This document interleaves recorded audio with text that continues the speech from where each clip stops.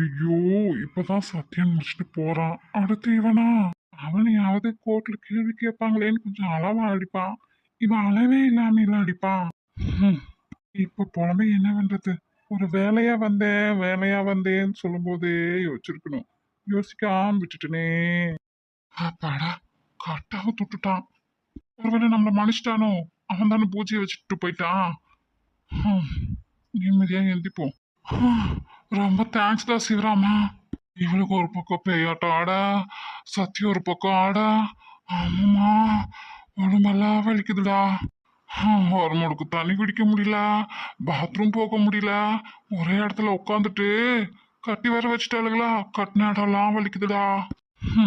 கட்டையில நம்பினாலும் குட்டையில நம்ப கூடாதும்பாங்க. நீ குட்டையனா இருந்தாலும் பரவாயில்ல, நல்லவனா தான் இருந்திருக்க.